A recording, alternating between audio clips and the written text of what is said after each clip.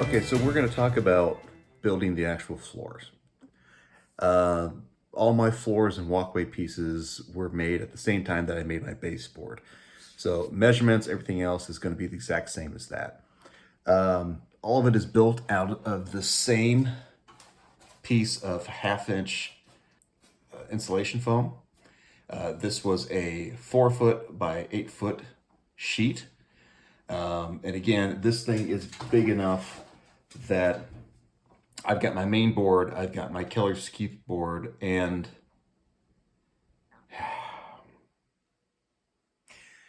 thank you, First Light, for making a second map. So at some point, I'm going to have to make a First Light cave map. Wasn't wanting to do that, but that's future Greg's problem. And we all hate the future guy. Or is it the past guy? Doesn't matter. So, 4 foot by 8 foot sheet. I got mine from Home Depot. It was, I don't know, probably $40 or something like that at the time. It's been several years since I purchased all this stuff, and I haven't gone through it yet. Because my initial intention is this is going to be my main floor. It was going to be my Kellar's Keep second floor, which is going to be the modular one, which is what the one we're building now.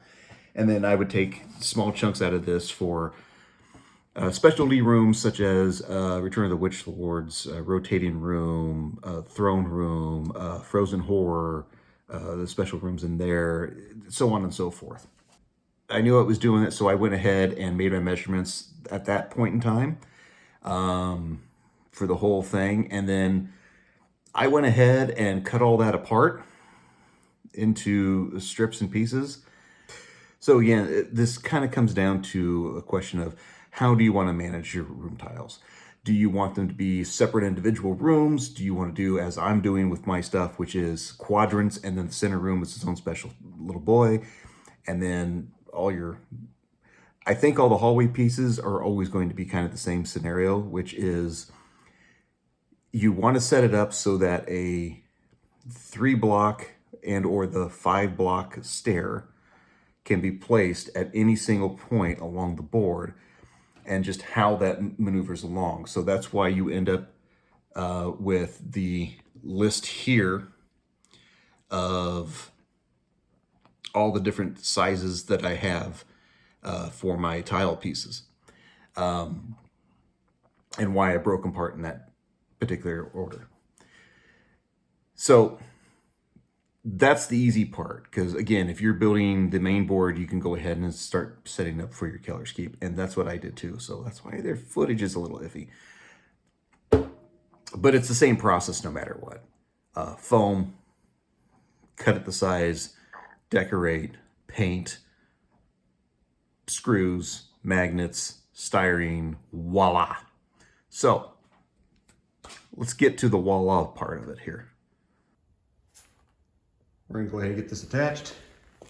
I have cut foam board, that ghost 1/2 inch stripey, to match up with my individual room pieces. I went ahead and started putting screws into this one. You can put screws in kind of any time.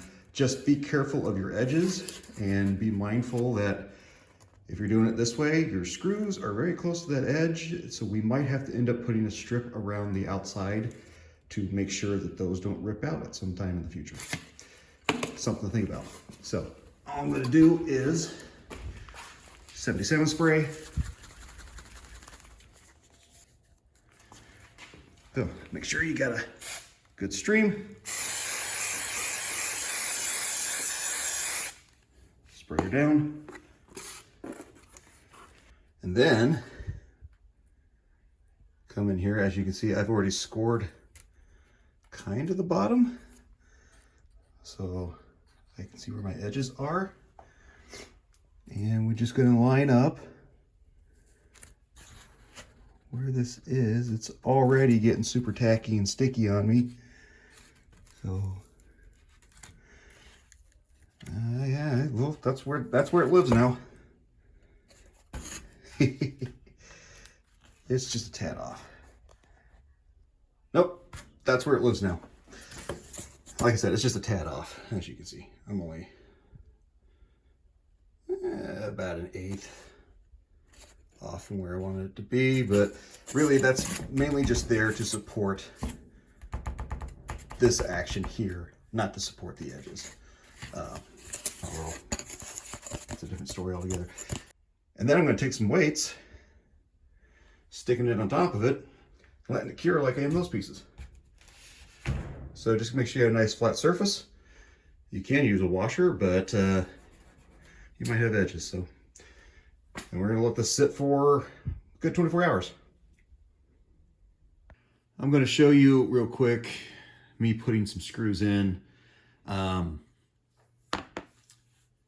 If you were doing this kind of a scenario, the way that I'm doing it, which includes putting the baseboard underneath and leaving a 1/2 inch gap going all the way through so that it can set down within the risers.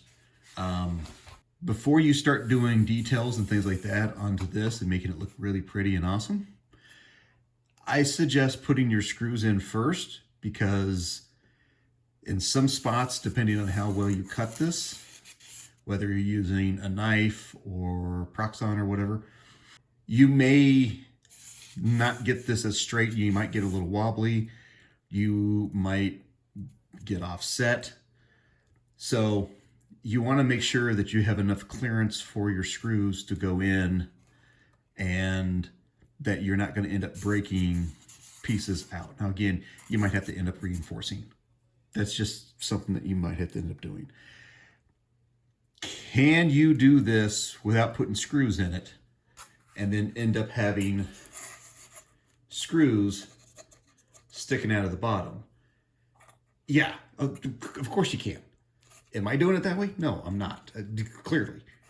But I think that you could, if you were capable with it, take a heated wire and making out little hollows and just putting your magnets in that way. That's perfectly fine. Different things like that. I'm just doing the screws because that's what I did before. Again, it gives it a little bit more weight. These do poke out and they are pointy, but hopefully you're not grabbing it by the edge. You're grabbing it by the full thing. And I may end up trying to go in and grind some of those down or doing something, but these are basically just going to be poking into more of this stuff on all the risers, and giving it a little bit more grip so it doesn't slide back and forth. The classic, will it make it cat proof? No, it will not make it cat proof. So here we go.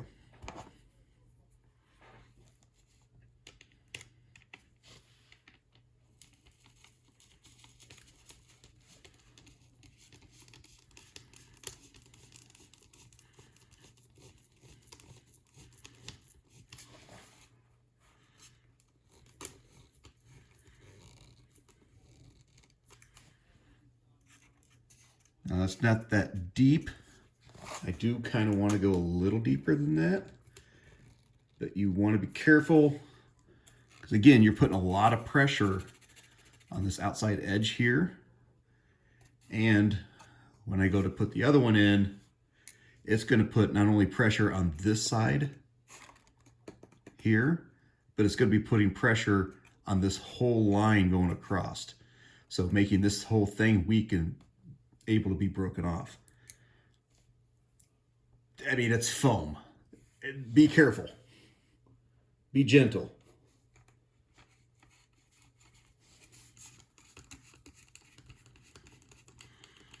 And as I'm doing this, I've been keeping a finger underneath, not just so I can feel the little thing poking in me, but just to give it a little bit more support.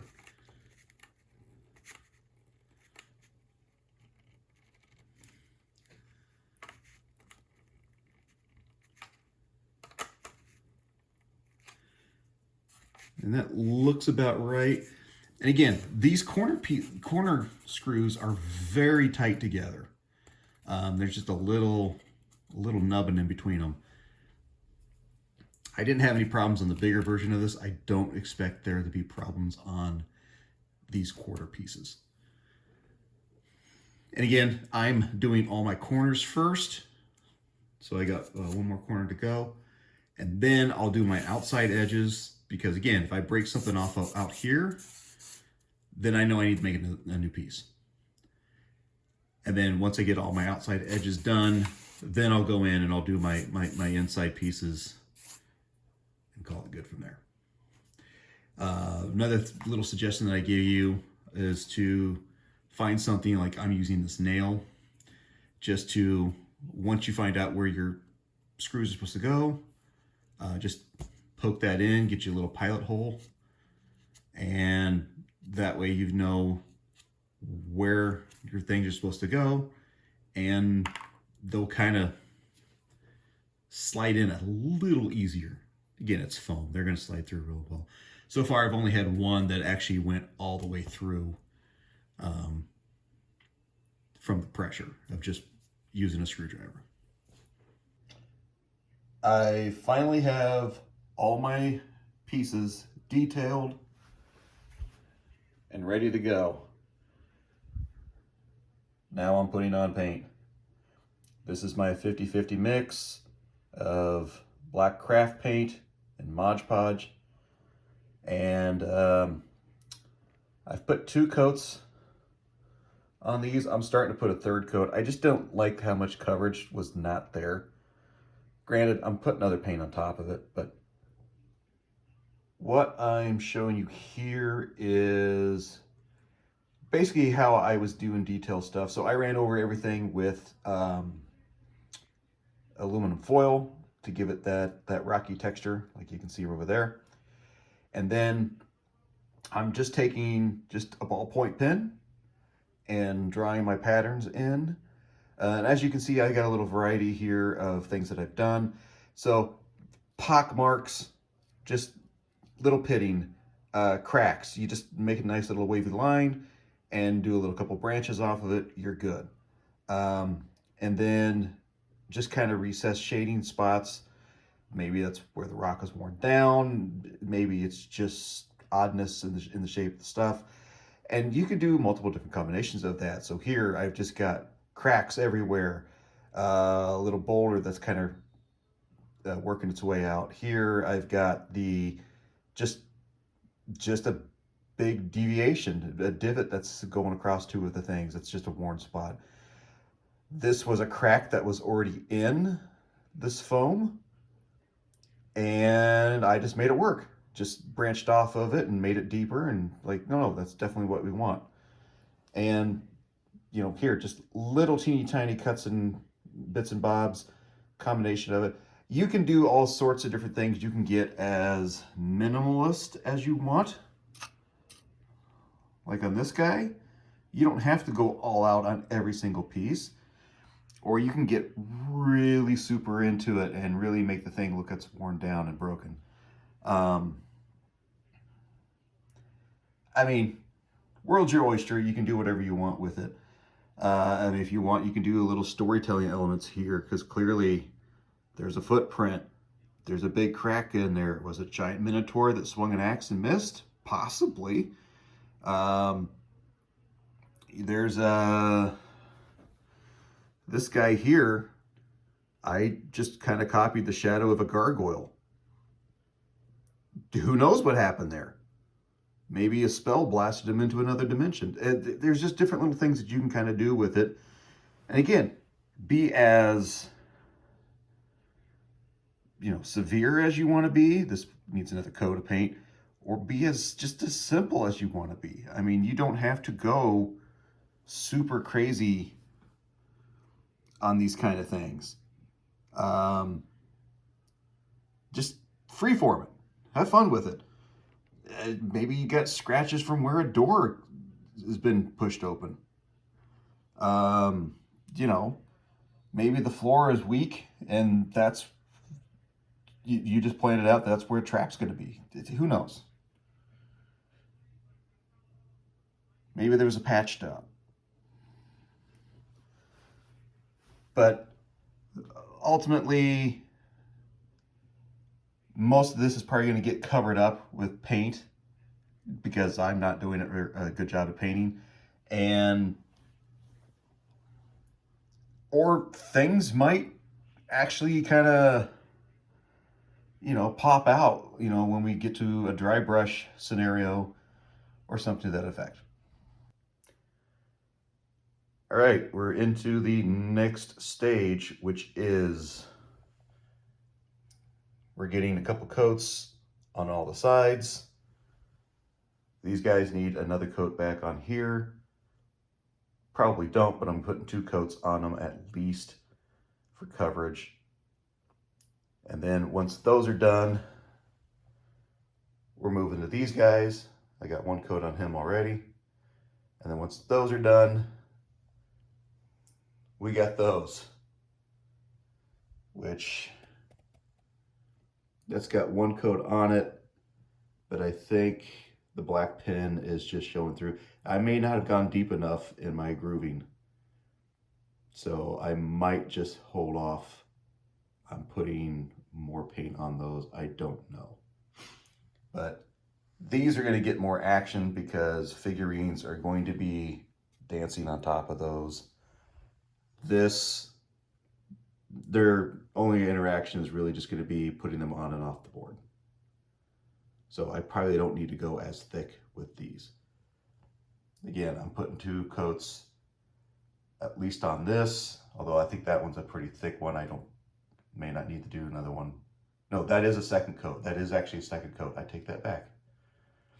So he's done on the top. I need to get the sides again.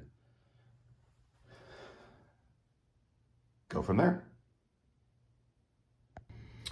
All right, the most tedious aspect of this point right now is putting in my magnets. And basically I'm just sticking it in there, sliding it off, and then giving it a feel to see if it's sticking up or anything like that. And if it is, then I'm going to end up adjusting that screw. So right now,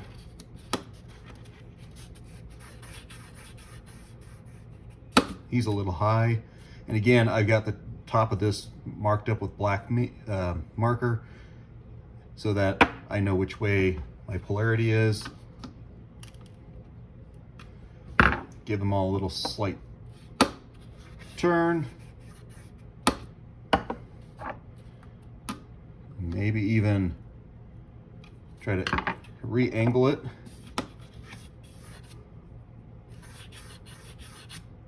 Like that. And that's what I'm doing all the way around. That one's high. So again, it's just the tedium of it.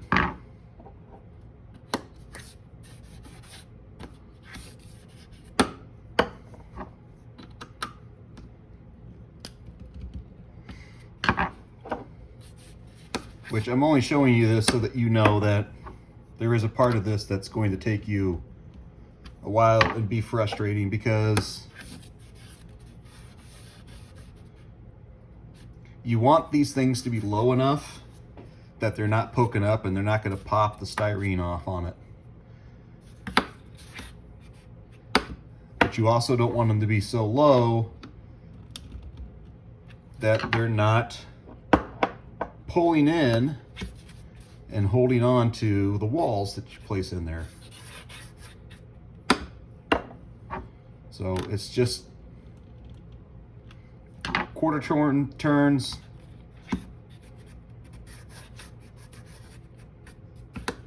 half turns, maybe 16ths. That feels okay. The only thing I'm going to say is, again, if you are doing what I did and you're going to have a lip all the way around the outside, when you are putting in your screws, and they are sticking up,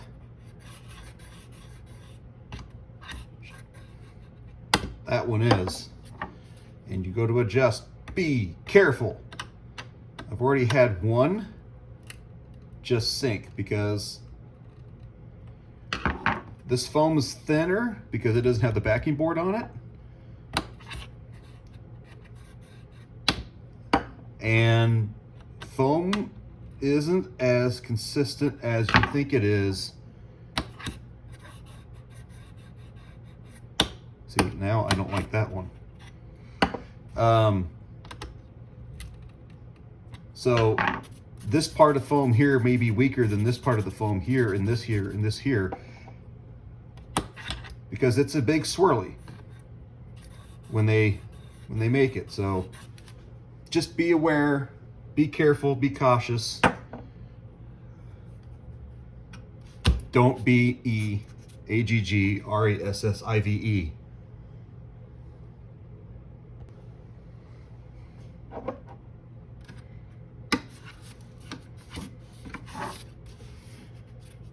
And if you're wondering, how many magnets is this going to take? To do one quadrant is 118 screws, 118 magnets. 118. So if you need to calculate that, then you need to do that. Do so. Make sure you're planning ahead, because right now I'm getting all my quadrants done. I've got my center room done. And then I've got my hallway pieces to do yet. And I don't know if I'm going to have enough magnets for that. I'm going to have to reorder.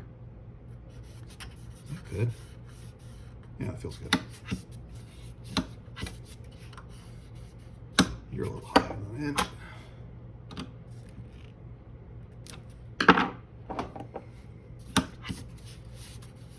Still high. See, and it's these edge pieces here I'm so cautious with, because what I don't want to have happen is to push too hard and just have it break a piece off. But we could always argue that, well, these are the ruins of Kellar's Keep. This is the mountain passageway. This is just what happens. The whole land is in disrepair. See, that's really not sitting down low. So maybe it's just a feature instead of a bug.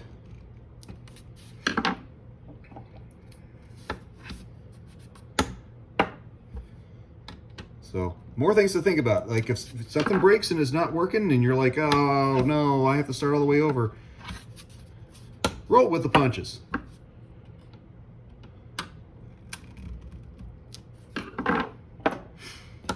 Make it work for you. Sometimes you have to live within the constraints of the problem to make things better.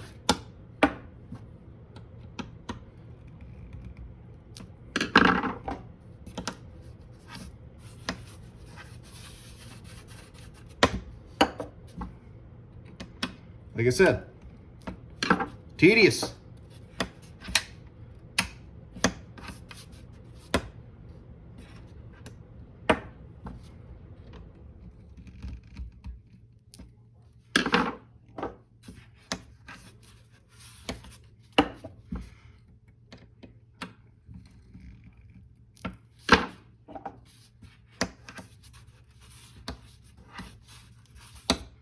All right, I think you've seen enough. All right, I have these on a couple sheets of tracing paper. Why? So I have something to transport them on after I've sprayed them. No reason outside of that. It doesn't mean that it's special. It doesn't mean that it's necessary. Put it on whatever surface that you feel like you need to have it on. And make sure you don't have anything covering up. I've dropped a couple pieces. Make sure you don't drop all your pieces on the floor. If you do, clean them up. My garage door is down because it's winter right now, so it's not the most ventilated area right now, but I'm not doing a whole lot of stuff in here. But I got my door open to my home, so I've got a lot of air mixture that's happening. It's cooler in here, warmer in there. There is exchange happening. But ideally, do this in a well-ventilated area. Don't be huffing glue.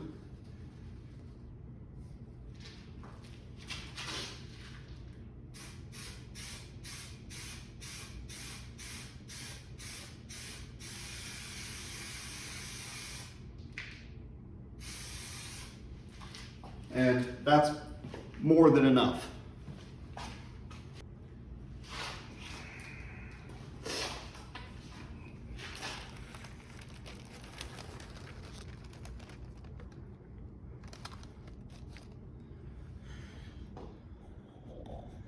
All right, this is a bad angle, but it doesn't matter. You're only gonna see this a little bit anyway. This is a race against time because these have glue on them, and I want to make sure that they are in position. You can't see this one because I'm doing the corner. It's clear over here. Do these have assigned seats? No, they do not. Only in my mind. So, because they are all cut the same, they are all a 1/2 inch wide. They are all within the same scale of the 1.5 inches. So it should not matter where they go, what they are doing.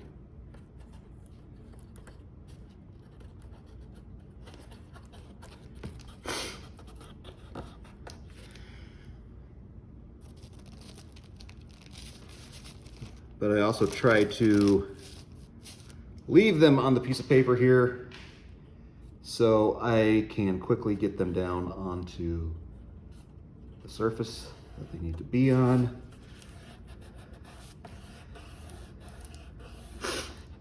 The only thing that I'm worried about is, and I kind of did it here, but I've got enough play with making them just a little small, is if I don't have it right up against the edge, like this corner piece is, then, you know, it might overlap on each other, but because I've trimmed off just a sliver on all of these, so there should be just a little bit of a gap in between everything.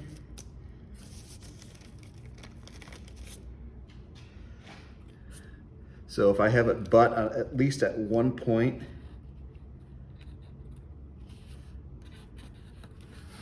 it should give me plenty of room everywhere else.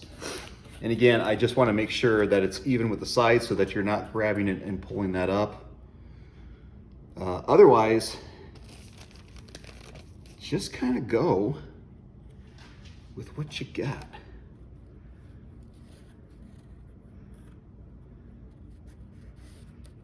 And you'll get there eventually. This is why you, and when I cut all these things, I made a point to dry fit everything on there to make sure that that's kind of where I want it to be. I have adjusted some pieces, like the corner pieces here, so that they can be just a little bit shorter, a little bit thinner. I mean, ultimately, again, we're dealing with 3mm magnets within a 1/2 inch space. The magnets are a 1/2 inch to a 1 inch spread apart from one another.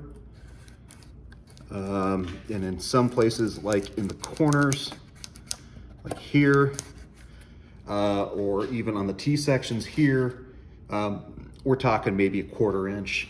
So we got more than enough room for things to not be exactly where they need to be.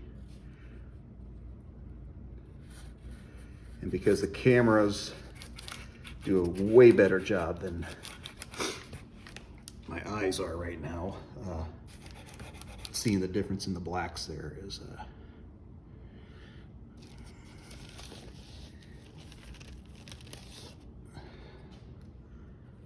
not the easiest to get it lined up. But again, this isn't perfect. If you're afraid you're making a mistake or you got something wrong, pull it off. Set it aside. Let the glue dry off. Go back, try it again. And again, I'm also trying to make a point of taking the key components like the corners, the T's, and the centers and put them on first.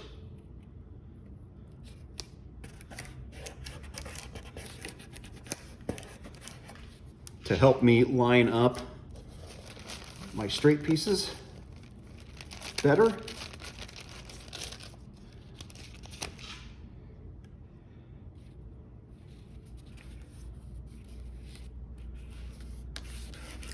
So I know how much room I have in between everything. But there you go. You're not going to see the rest of this because that's boring, even though you're probably thoroughly fascinated by this and just into this kind of stuff.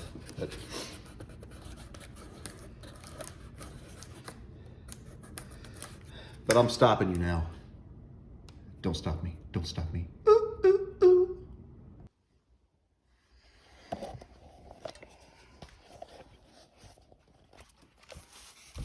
All right. Once we get all those on there, the next thing we're going to do, as the light transitions on the blocks, is we're going to set it up to dry. And in that process, it's basically just going to be, again, I just got tracing paper down on here just to give it something to rest on. And I'm going to set it upside down on its face ever so gently, like that. And then we're going to put some weights on it, which I'm trying to do with a broken arm. Safety first, kids. Broken arm. Don't use the broken arm.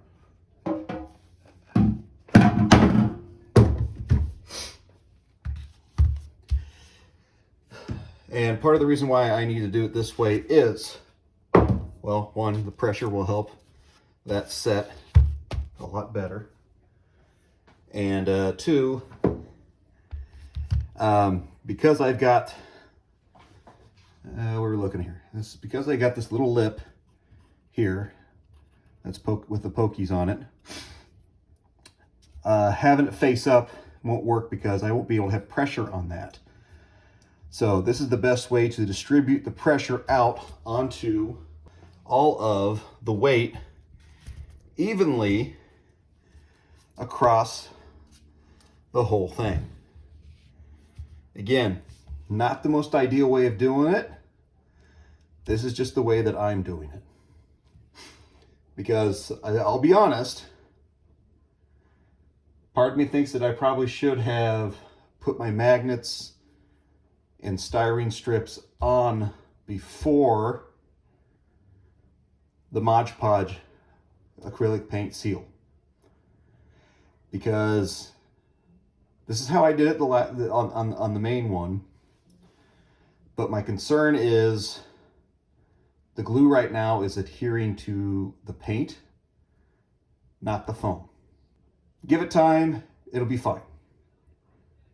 But, you know, again, some dumb idiot might sit there and start poking at it and be like, hey, this just rips right off. Well, if they do that, well, I mean, they're going to destroy the thing anyway. So that's just how it is. Don't let those people in your life.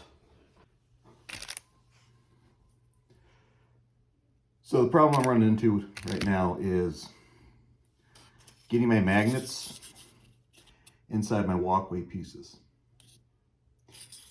I can do it, but it's putting it into the foam, and the foam just wants to squeeze it back out.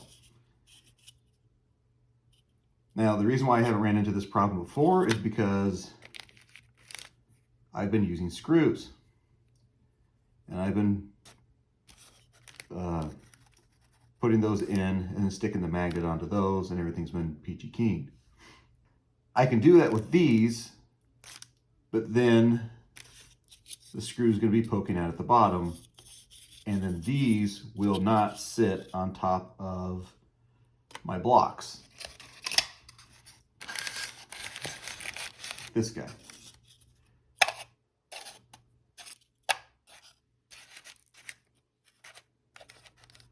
So, because if there's a screw in there, it's going to be sitting up like that, and it's just not going to lock in like I want it to.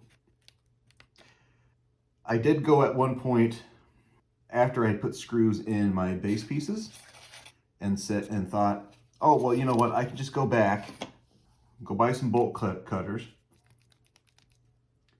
and nip the tips of the screws. And that way they're not sticking out of the bottom of my base pieces of the main floor.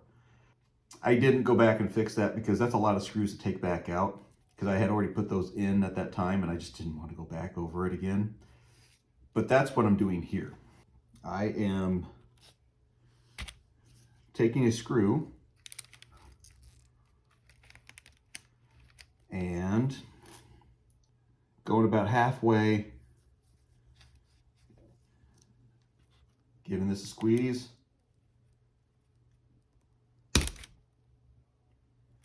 and being very careful. Make sure you got eye protection on when you're doing these things.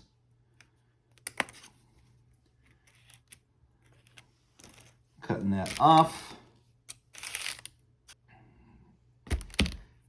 And then I'm taking my cut piece here, and I'm using a full screw to just kind of go ahead and make a pilot hole where I need them to be. I've already got those all marked out. I'm just going to clear the field for it. But I'm taking this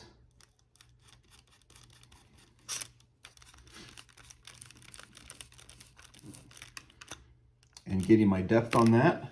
And then I can take my magnets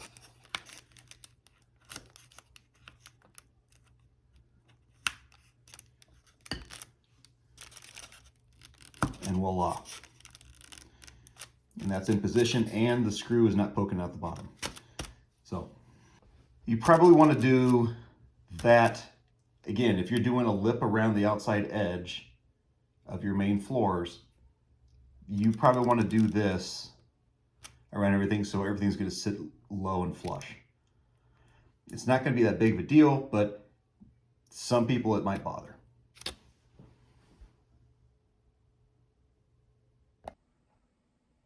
With that, we are done with the assembly of the rooms, the hallway pieces, and all the risers. So at this point, all that's left to do is paint it, make it pretty.